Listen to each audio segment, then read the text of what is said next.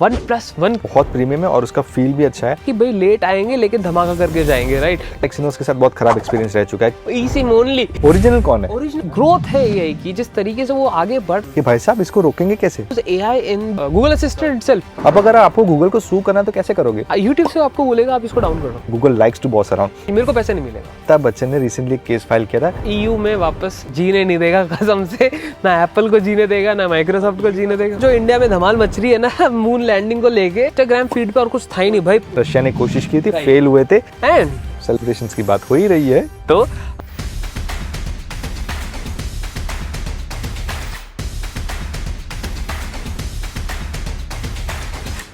Hi geeks and welcome back to a brand new episode of the Geekified show.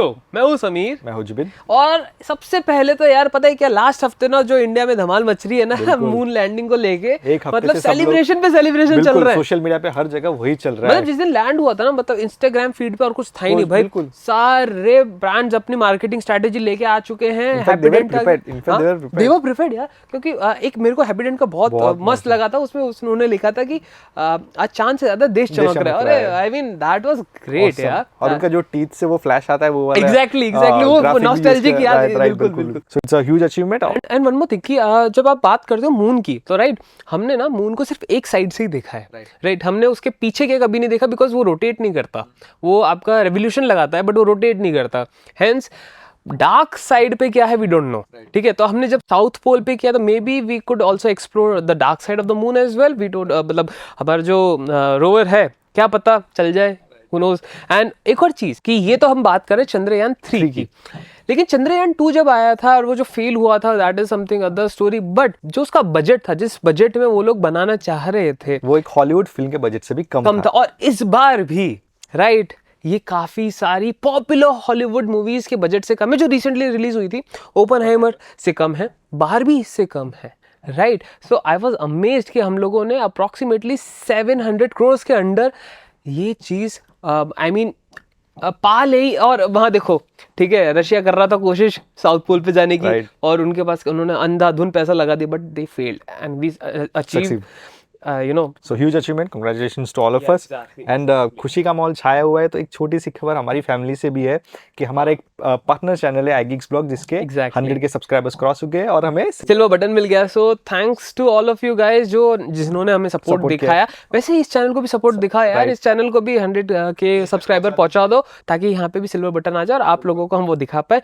अगर आपको silver button देखना है तो आपको जाना पड़ेगा iGeeks Blog पे, राइट। अगर सब्सक्राइब नहीं किया तो उसको भी सब्सक्राइब कर लो। बिल्कुल right. Coming back to the topics and OnePlus, ठीक है, OnePlus 1 के बारे में बात करेंगे आज। ये इन्होंने जो नॉमेनक्लेचर, पता है OnePlus 1 वाले, ये मेरे को अच्छा लगा, क्योंकि OnePlus 2, OnePlus 3, ठीक है। OnePlus 1 जो आएगा ना, वो होने वाला एक फोल्डेबल डिवाइस। वो नोटबुक स्टाइल में फोल्ड होगा, और उसका साइज गैलेक्सी फोल्ड से सिमिलर मिलता है ना। एंड जब बनाने का इंसेप्शन है वो यही है कि we have to destroy fold, ठीक है, in each and every area.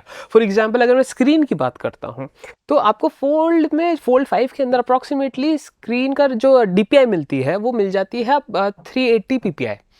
यहाँ पे it is crossing 400 PPI।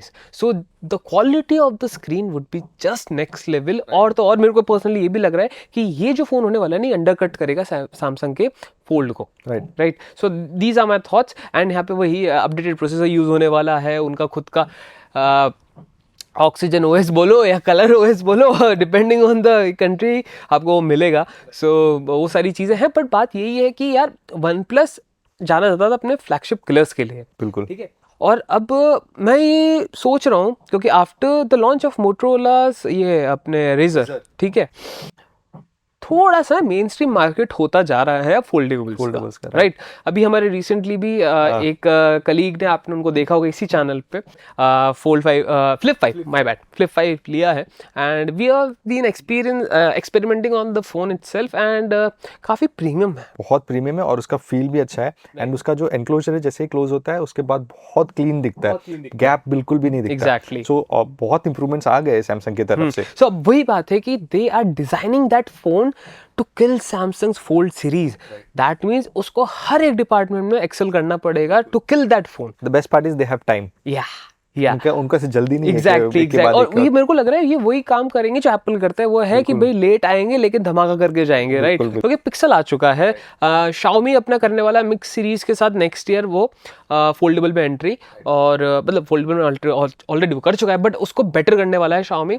Honour के फोन हमें दिखते नहीं है, हुआवे के इंडिया में बिकते नहीं, तो बात करना बेकार है उसके लिए। सो बाकी major companies like Motorola, Samsung, ये लोग ऑलरेडी डीप डाइव कर चुके हैं फोल्ड्स में, फोल्डेबल डिवाइसेस में।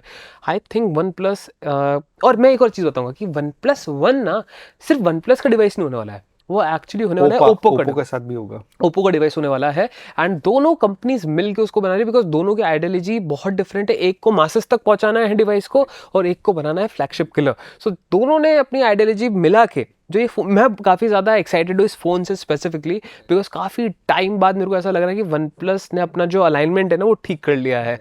OnePlus never, known for the camera quality. They have always been known for the performance, right? At the right price, right? तो देखते हैं कि OnePlus 1 कैसा आता है। तो fingers are crossed and I hope कि OnePlus का ये जो लॉन्च रहा है वो बहुत धमाकेदार है। बिल्कुल। और स्मार्टफोन्स की बात कर ही रहे हो तो सैमसंग पे वापस जाते हैं। हाँ। आपने देखा होगा कि अभी कुछ सालों में रिसेंट ईयर्स में उन लोगों ने जो फ्लैगशिप डिवाइसेस है उसमें Exynos custom Snapdragon chipset use कर रहे थे। एक्सिनोस थोड़े टाइम से एब्सेंट है, बंद कर दिया था 2023 में, शायद उन्होंने यूज ही नहीं किया एक्सिनोस, बिल्कुल है ना। और ऑनेस्टली मेरा एक्सिनोस के साथ बहुत खराब एक्सपीरियंस रह चुका है क्योंकि वो फ्लैगशिप डिवाइस नहीं था लेकिन एक अफोर्डेबल कैटेगरी में था, तो वो डिवाइस बार बार उसका मदरबोर्ड उड़ रहा था। तो मेरे लिए पर्सनली एक्सिनोस उतना अच्छा नहीं था, बट आई थिंक फ्लैगशिप में it will be much better. See the thing is कि अभी मैं थोड़ा सा यहाँ पे एक्सप्लेन करता हूँ लोगों को जिनको एक्सिनोस के बारे में नहीं पता है। दुनिया के अंदर दो सबसे बड़े चिप मैन्युफैक्चरर्स हैं, ठीक है। एक है TSMC, ठीक है, जो है ताइवान के अंदर, जिसमें सबसे ज़्यादा बिजनेस एप्पल को वो देते हैं, ठीक है। एप्पल मोस्टली एप्पल के चिप्स वही बनाते हैं। बिकॉज ऑफ दैट बाकी सारी कंपनीज की जो चिप रहती है, फॉर एग्जांपल क्वालकॉम, ठीक है, क्वालकॉम ने भी सैमसंग के साथ पार्टनरशिप की थी फॉर देयर स्नैपड्रैगन 8 Gen 1 नहीं, और कस्टम नेम भी दिया था उसको शायद, 8 Gen 1 जो था, right. That series itself was made by Samsung, hence उसकी जो परफॉर्मेंस थी वो बहुत कम थी। जैसे स्नैपड्रैगन 8 Gen 1 आया जो कि TSMC ने बनाया था, उसकी परफॉर्मेंस बेटर हुई, राइट। आर्किटेक्चर में कोई फर्क नहीं है, ठीक है। जहाँ पे फर्क आता है वो आता है इनका the style they made the chip, ठीक है, कि कौन से वो कॉर्टेक्स कोर्स यूज कर रहे हैं, किस तरीके का आर्किटेक्चर वाला, कौन से नैनोमीटर पे वो लोग काम कर रहे हैं, और इसके बाद उसको कैसे उन्होंने टेम किया है, राइट। क्योंकि ये जो फ्लैगशिप प्रोसेसर्स होते हैं they are very heavy on power, वो आपकी बैटरी फटाक से खींच लेंगे, हीट करेंगे, एंड हीट करेंगे तो ऑब्वियसली परफॉर्मेंस डाउन होगी। तो वही बात आ जाती है कि कूलिंग कैसे कर पाओगे, उसको टेम कैसे करोगे आप।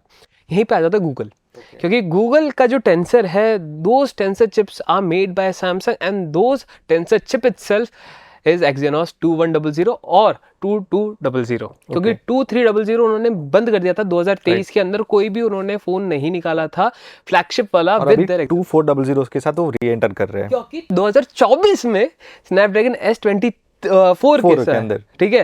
तो 24 S24 2024 और वैसे ही 2400 Exynos के साथ। आपने ये भी नोटिस किया होगा रीजन स्पेसिफिक होता है। हाँ। कभी-कभी दोनों चिप यूज करते हैं, कुछ-कुछ रीजन्स में एग्जैक्टली और क्यों रखते हैं, ये बात आती है क्यों रखते हैं ऐसा। क्योंकि यार अगर आप कोरिया में जाओगे ना, कोरिया में आपको स्नैपड्रैगन नहीं मिलेगा, आपको वो Exynos ही देंगे। इनफैक्ट इंडिया के अंदर भी वो मोस्टली Exynos ही बेचते हैं। इसलिए होता है क्योंकि जो जहाँ पे उनका मार्केट ज़्यादा है, जहाँ पे लोग ज़्यादा हैं, जहाँ पे चिप की शॉर्ट, क्योंकि अगर आप अपने घर में रोटी बनाओगे वो सस्ती पड़ेगी बजाय बाहर जाके ऑर्डर देके बनवाओगे, राइट। तो जहाँ पे मासेस ज़्यादा हैं, जहाँ पे लोग खरीदने वाले ज़्यादा हैं, ऐसे मार्केट्स को टारगेट करते हैं and with their Exynos processor.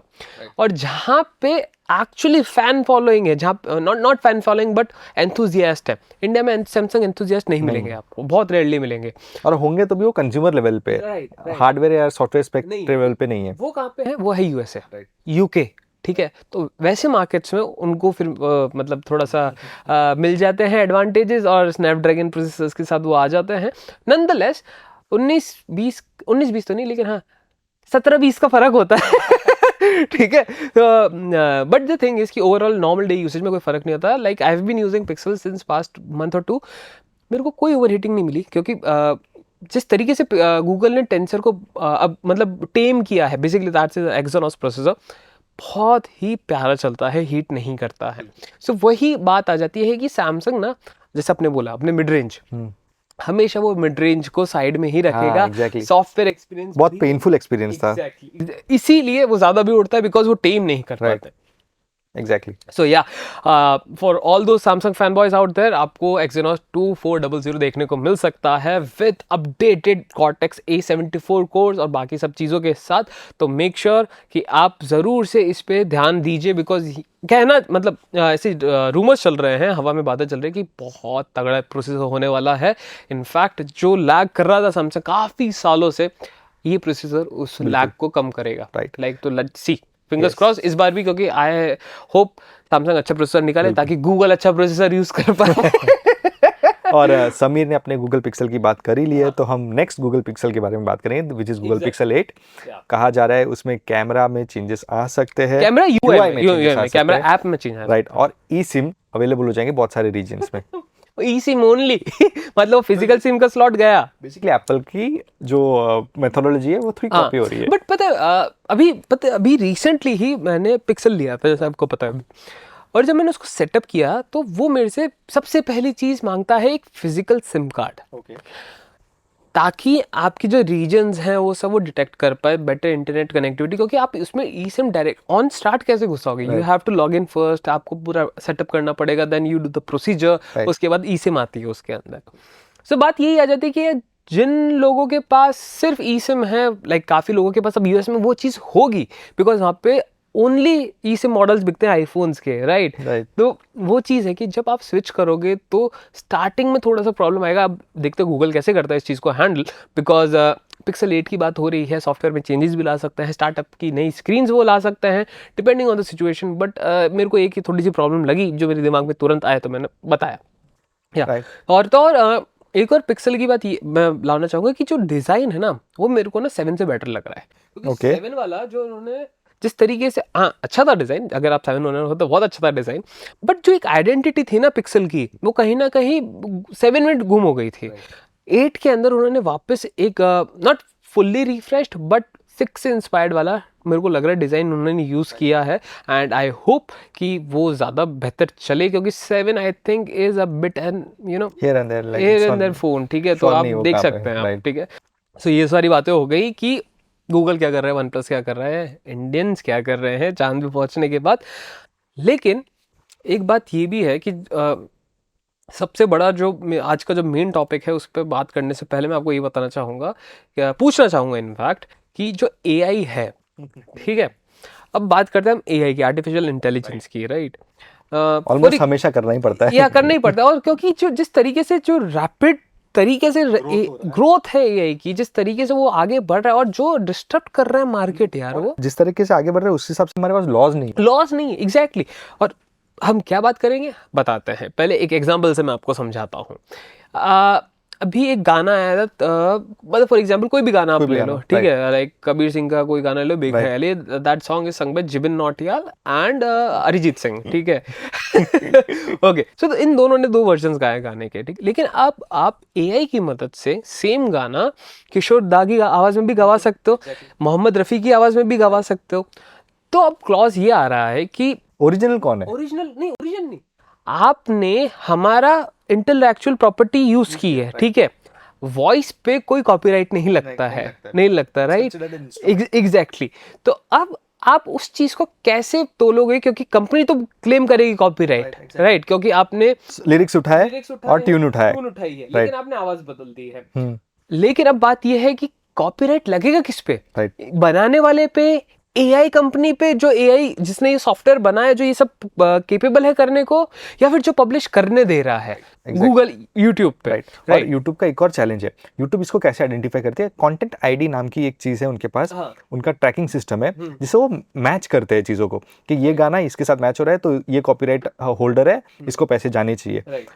But ये कंटेंट आईडी जो है फिलहाल वो डिटेक्ट ही नहीं कर पा रहा, exactly. क्योंकि एआई का सिस्टम जो है उसको डिटेक्ट करने के लिए थोड़ा और गूगल और यूट्यूब को एडवांस होना पड़ेगा। तो जब तक वो नहीं होगा तब तक बहुत सारे कॉपीराइट होल्डर्स जो है सू कर सकते हैं, ये जो जितने भी आर्टिस्ट है, यूट्यूबर्स हैं, राइट। तो उनका अभी गूगल के साथ वही कंसर्न चल रहा है कि भाई साहब इसको रोकेंगे कैसे, तो अभी डिटेक्ट कैसे करोगे कि ये हमारा गाना यूज कर रहा है कि नहीं? एक अभी गूगल ने एंड यूनिवर्सल म्यूजिक, हाँ यूनिवर्सल म्यूजिक ग्रुप ने अभी हाथ मिलाए हैं एक ऐसी एआई टेक्नोलॉजी डेवलप करने के लिए जो मोस्टली अभी म्यूजिक पे ही बात चल रही है, जो ऐसे एआई जनरेटेड म्यूजिक को डिटेक्ट कर पाए और बता पाए कि this is fake and this is original, right. So इससे अब एक और चीज़ आ जाती है कि जो मोनेटाइजेशन है, फॉर एग्जांपल मैंने एक गाना बना दिया एआई की मदद से, Bekhayali and song by Kishore Kumar, and वो मैंने यूट्यूब पे चढ़ा दिया उस पर, and that got viral, millions of views आए, एड सपोर्ट वो कर रहा है, रेवेन्यू जनरेट कर रहा है। अब बात की आ जाती है कि वो रेवेन्यू जाएगा किसको, मेरे को जाएगा या फिर जिस कंपनी का वो गाना मैंने उठाया है, रिक्रिएट किया है, उसको जाएगा। क्योंकि रिक्रिएशन भी पूरा अलग हो जाता है, क्योंकि देयर आर चैनल्स जो अनप्लग्ड बनाते हैं गानों के, right, and those are fines, वो चलते हैं क्योंकि वो ट्यून चेंज करते हैं, रीफिक्सेस होते हैं वो लोग, they are not copying the whole song, tune same नहीं होती है। तो यही सारी बातें हैं, यही सारी चीजें हैं। अभी इनफैक्ट मैं जितनी रिसर्च मैंने की इस चीज पे, रॉयल्टी पे, मेरे को भी ये लग रहा है कि अभी गूगल भी और खुद यूएमजी भी कंफ्यूज्ड है कि कैसे करना चाहिए, क्या करना चाहिए, बिकॉज जो एआई है बहुत जल्दी एडवांस हो रहा है, उनके पास कोई काउंटर मेजर नहीं उसको कंट्रोल करने के लिए। आप एक चीज मानो, आपको बिलियंस ऑफ डॉलर का लॉस हो सकता है यार। So every company, every artist is worried about it's originality. और जो म्यूजिक कंपोजर्स होते हैं उनका मेजर सोर्स ऑफ रेवेन्यू यही होता है, रॉयल्टी होता है, क्योंकि वो एक बार गाना बना, हमेशा हर रोज तो गाना बैठ के बना नहीं सकते, तो वो लोग एक बार गाना बनाते हैं और एक्सपेक्ट करते हैं कि जब भी ये गाना कोई यूज करेगा हमें पैसा मिलेगा। दो टाइप के रॉयल्टीज होते हैं, साउंड रिकॉर्डिंग रॉयल्टी जो प्रोड्यूसर को मिलता है, म्यूजिक प्रोड्यूसर को मिलता है, दूसरा रहता है कॉम्पोजिशन रॉयल्टी जो कंपोजर को मिलता है। और जैसे हमने बताया पहले भी, जो सिंगर होता है, singer is considered as an instrument, vocal instrument. ये मैंने कुछ साल पहले जावेद अख्तर साहब का एक इंटरव्यू पे काम किया था, उसमें उन्होंने बहुत अच्छे से एक्सप्लेन किया था। इंडिया में भी ये प्रॉब्लम आ रहा था, तो जावेद अख्तर साहब को पार्लियामेंट में भी ये इशू रेस किया था, पार्लियामेंट में आई थिंक किसी और के थ्रू रेस किया था, और सुप्रीम कोर्ट में भी जाके लड़े थे ये केस को कि भाई साहब सिंगर को क्यों रॉयल्टी दिया जा रहा है, रॉयल्टी तो पूरा लिरिसिस्ट, कंपोजर और म्यूजिक प्रोड्यूसर को मिलना चाहिए। तो वो आपने जैसे बताया, वो अभी एआई जब टूल यूज हो रहा है, जब ह्यूमंस यूज कर रहे थे तब कंफ्यूजन था, तब एआई के साथ तो और भी कंफ्यूजन बढ़ गया है कि पैसा दिए जाए किसको। एग्जैक्टली। और यही बात आ रही है कि यार अभी गूगल का जो एआई है वो काम कैसे कर रहा है, आपकी जितनी भी इंफॉर्मेशन है उसको पढ़ रहा है, ठीक है, स्क्रॉल कर रहा है, वो सब करने के बाद आपको, और एक और चीज, ये जो मैंने वेबसाइट्स की बात की है, तो वो करने के बाद आपको सजेशंस देगा, आंसर्स देगा, राइट। बट अब ना एआई खुद भी एसईओ स्पेसिफिक आर्टिकल्स लिख सकता है जो कि रैंक होंगे गूगल पे, राइट, ठीक है। और ये सेल्फ ऑप्टिमाइजेशन गूगल करने वाला है। एग्जैक्टली। तो मतलब जो ह्यूमन राइटर्स थे, राइट, जो एक्चुअली वैल्यू ऐड कर रहे थे, जिस पे ट्रेन हो रहा है पूरा मॉडल, वो कहीं ना कहीं ये पीछे छूटते दिख रहे हैं, क्योंकि गूगल इज वेरी एडमेंट इस चीज को लेके कि गूगल सर्च को पूरी तरह चेंज करेंगे एआई को सूट करने के लिए। एग्जैक्टली। और उनका जो बार्ड है, in fact they are gonna use AI in the ये गूगल असिस्टेंट इटसेल्फ, ठीक है, आपके फोन में वो दे देंगे, आप you can do anything from your phone itself, आपको ओपन करने की भी जरूरत नहीं है गूगल यार।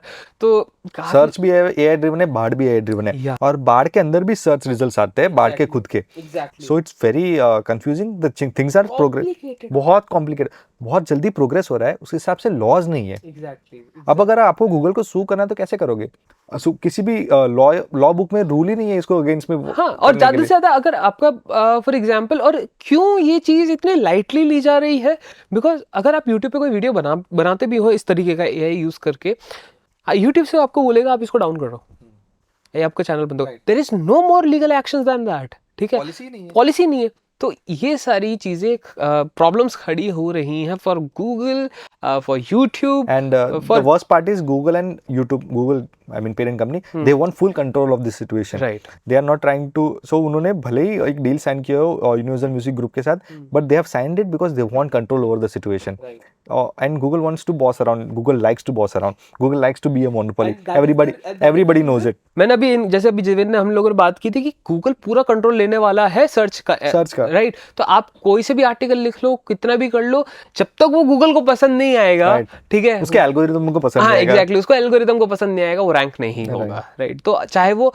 यार मैं तो आई वाज शॉक्ड यार कि मतलब आप सिर्फ एआई को कुछ प्रॉम्प्ट डाल के एक आर्टिकल लिखवा सकते हो एसईओ की जिस तरीके का आपको एसईओ एग्जैक्टली, और वो आप पब्लिश कर सकते हो, और Google doesn't have a problem. Exactly, और वो वहीं पे उसका कहाँ से कॉपीराइट आएगा?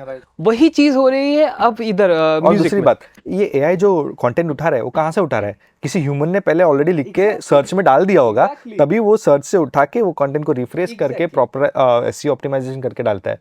तो गूगल कैसे क्रेडिट ले सकते हैं उस चीज का? Exactly, वही तो, और वो दैट इज द रीजन कि दे want full control on the search, right? And इसलिए हमने कुछ टाइम पहले एआई एथिकल लॉयर्स की भी बात की थी, राइट? कि अभी दुनिया को इसकी जरूरत है, हाँ, कि एआई को एथिकली कैसे यूज किया जाए, उसके बारे में हमें लाइक सीरियसली सबको आगे आना चाहिए। बहुत सारे गवर्नमेंट्स भी, आई थिंक मोदी जी भी रिसेंटली कहीं गए थे, तो यूएस में गए थे, तब इनका जिक्र ये भी था कि इसको कैसे एक साथ आके यूज करे। You know, AI is progressing बोल के अमेरिका एंड इंडिया बोला था, उसके बाद अनदर एआई बोल के उन्होंने ये सेंटेंस यूज किया था।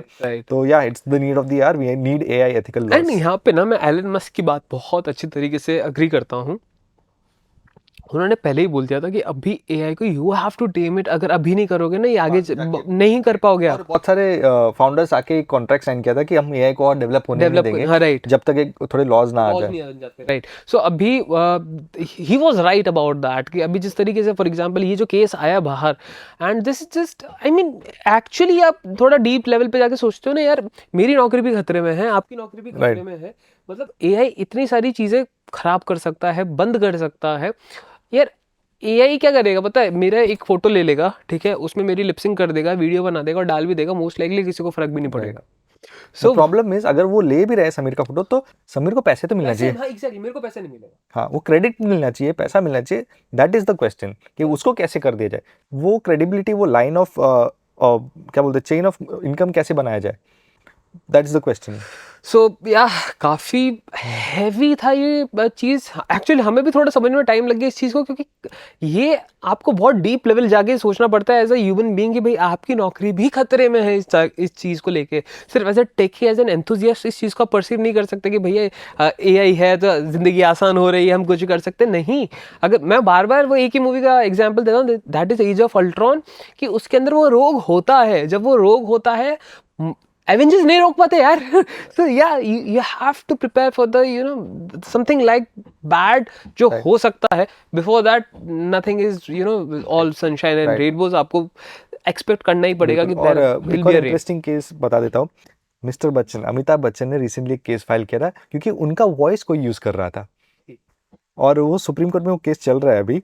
तो अगर एआई टूल मिस्टर बच्चन का वॉइस यूज कर रहा है, तो मिस्टर बच्चन सू कैसे करेंगे? उसके लिए लॉ है कोई? मतलब आवाज के लिए तो कुछ नहीं है ना। हाँ, आवाज के लिए तो कुछ भी नहीं है। एग्जैक्टली ये तो उन्होंने फिजिकली कोई उनका वॉइस यूज कर रहा था, या उनका लुक यूज कर रहा था, एक्चुअली उनका लुक भी यूज कर रहा था। बहुत सारे कॉन्ट्रैक्ट साइन कर रहा था, बहुत सारे एड्स में उनका नाम से वो प्रेजेंट हो रहा था वो आदमी, तो इसलिए उन्होंने केस फाइल किया था। तो अब अगर एआई ये सब कर रहा है, तो एआई को फायर तो किसको, मतलब जैसे इन्होंने, who is responsible? Is the AI tool responsible, और is the maker responsible for it? And how do we approach the law makers for a case? How do we build a strong case? Right. So all those questions need to be answered. See, वही बात है कि आप AI अच्छी चीज़ है, बहुत अच्छी चीज़ है, लेकिन यार चाकू भी एक अच्छी चीज़ है, राइट? आप उसे मर्डर भी कर सकते हो और आप उसे यू नो वेजीज भी काट सकते हो, depending on the situation, depending on your नीयत की वो क्या है। सो यही बात आके ख़त्म हो रही है कि भाई जो एथिकल प्रैक्टिसेस हैं, एआई जो लॉज हैं वो बनने चाहिए। अगर वो नहीं बनते हैं तब तक ये सिचुएशन ना आउट ऑफ हैंड ही रहेगी। कोई पुख्ता कॉन्क्रीट सोल्यूशन नहीं आता है तब तक ये सब ऐसे डामाडोल रहेगा। बिल्कुल, राइट। डामाडोल से याद आया कि अभी कुछ दिन पहले मैं बड़ा खुश था कि भैया माइक्रोसॉफ्ट ने ना ये वो डील साइन कर ली है, अब ये एक्टिविजन उनका ही हो जाएगा। लेकिन अभी भी उनका ऐसा नहीं है, क्योंकि ईयू में वापस एक तो यार ये ईयू ना जीने नहीं देगा कसम से, ना एप्पल को जीने देगा ना माइक्रोसॉफ्ट को जीने देगा। बड़ा कन्फ्यूजन एक और है, एक भाई साहब है यूके, वो ईयू से बाहर आ चुके हैं, लेकिन वो बहुत सारे कंफ्यूजन क्रिएट करने लगे। एग्जैक्टली, मतलब यूके यूरोप में है, ठीक है, EU stands for European union, ठीक है। तो यार मतलब अब क्या करना चाह रहे हो भगवान जाने, but okay, so the issue जो है यूके रिलेटेड है। Okay, so the thing is कि माइक्रोसॉफ्ट जैसा कि आप लोगों को पता है कि वो एक्टिविजन को खरीदने का ट्राई कर रहा है, काफ़ी टाइम से काफ़ी बड़ी डील चल रही है, ऑलमोस्ट 1.5 साल हो गया, एंड यूएस में उनको ग्रीन चिट मिल भी गई है। लेकिन अब यूके में दिक्कत ये आ रही है कि वही कि आप मोनोपोली नहीं क्रिएट कर सकते, ये है फलाना है, आपको नहीं, आप ये डील साइन यूके में नहीं कर सकते, या फिर आपकी जो सर्विसेज हैं यहाँ पे नहीं चल सकती है क्योंकि आप ये डील साइन कर रहे हो, मोनोपोली क्रिएट कर रहे हो। तब अब एक रास्ता ये निकल के आया है कि अब यूबीसॉफ्ट जो कंपनी है, जैसे मैंने बोला था कि लास्ट पॉडकास्ट में जब यूबीसॉफ्ट की बात कर रहा था मैं कि बहुत अच्छी कंपनी है, दे नीड अ रिडेम्पशन जो शायद उनको मिल सकता है क्योंकि एक्टिविजन के जो ऑनलाइन गेमिंग राइट्स हैं वो यूबीसॉफ्ट के पास होंगे। So that is one thing जो काफ़ी अच्छी चीज़ मेरे को लगेगी। एट द एंड यूबीसॉफ्ट आया तो सही पिक्चर में, ठीक है क्योंकि वो था भाई, दो that company is very good, games बहुत यार, फायर क्राई, ठीक है, अपना वॉच डॉग्स, ऐसे अमेजिंग गेम्स उन्होंने बना के दिए हुए हैं हमें, ठीक है। तो दैट डजंट मीन कि वो कंपनी ख़राब है, कंपनी काफ़ी अच्छी है, बट पिछले कुछ 5-6 साल से वो थोड़ा जिसको बोलते हैं रास्ता भूल गई थी, अलाइनमेंट भूल गए हैं अपना। But with this I mean law या फिर क्या बोलते हैं ये रूल, शायद वो वापस गेम में आ सकते हैं इन द गेमिंग इंडस्ट्री, और वो भी काफ़ी बड़ा प्लेयर बन के। बिल्कुल। So that is one thing. तो मेरे को तो अच्छा लगा कि भाई अब ये एक छोटी सी क्लॉज है, तो लेकिन अगर क्लॉज हो भी जाती है और यूबीसॉफ्ट थोड़ा सा पैसा वो भी कमा लेता है तो बुरी बात है नहीं, क्योंकि at the end it's a win win situation for Microsoft Edge well. And क्योंकि ऑनलाइन सर्वर्स पे ना थोड़ा काम देखना पड़ता है, क्योंकि आप वहाँ पे क्या चीज़, कभी कभार सर्वर हैंग हो जाते हैं, कभी कभार प्लेयर काउंट ज़्यादा हो जाता है, मेंटेनेंस एंड ईच एंड, तो कहीं ना रिलीफ मेरे को लग रहा है माइक्रोसॉफ्ट को भी मिलेगा कि भैया चलो कोई बात नहीं, गेम्स तो अपने हैं, ऑनलाइन सर्विसेज वो हैंडल कर रहा है, मेंटेनेंस वो कर लेगा, तो अच्छी बात है। तो maybe that is the reason they agreed to it, right? या So that's about it for this हाँ, दिस podcast एपिसोड। एंड और कुछ आपको ऐड करना है? नहीं, बिल्कुल बहुत सारा कवर कर लिया हमने। कर लिया यार, आई मीन लिटरली काफ़ी सारी चीज़ें हो गई। Once more congratulations to all of us Indians and ISRO, hats off man कि आप लोगों ने इतने कम बजट के अंदर आपने हमें चांद पे पहुंचा दिया, right? And that is one nice thing. So again hats off. And आप कमेंट सेक्शन में जाके हमें बताइए कि आपको ये एपिसोड कैसा लगा। आप 1+1 का वेट करेंगे कि नहीं करेंगे? गूगल का जो कैमरा यूआई में जो चेंजेस आ रहे हैं, आपको क्या लग रहा है कि अच्छे होंगे, बुरे होंगे? S24 अल्ट्रा, S24 सीरीज के बारे में आपके क्या हाँ, ख्याल है? Exynos 2400 के बारे में आपको क्या लगता है? सब कमेंट सेक्शन में बताइए। और तो और कोई फीडबैक हो पॉडकास्ट से रिलेटेड, एपिसोड से रिलेटेड, तो वो भी आप हमें दे सकते हैं। कोई सजेशन हो, प्लीज़, ऑल आर वेलकम, ठीक है? So while you are down there, of course make sure you like the video, subscribe to the channel, press the bell icon, ताकि आप ऐसे सारे इंटरेस्टिंग पॉडकास्ट मिस ना कर पाओ। और तो और सिर्फ पॉडकास्ट नहीं, गीकीफाइड पे आपको काफ़ी सारे डिफरेंट जॉनर्स ऑफ वीडियोस मिल जाएंगे। गेमिंग मैं कवर कर लेता हूँ और गैजेट्स भी हम कवर करते हैं, साथ ही साथ सॉफ्टवेयर से टिप्स एंड ट्रिक्स, AI के बारे में भी हम काफ़ी सारी चीज़ें कवर करते हैं। तो make sure you subscribe to the channel, right? And on this note I think we talked a lot today और हमें छुट्टी लेनी चाहिए अब, ताकि हम मिल पाए आपसे अगले हफ्ते आगे। तब तक के लिए टाटा, सिया, बाय।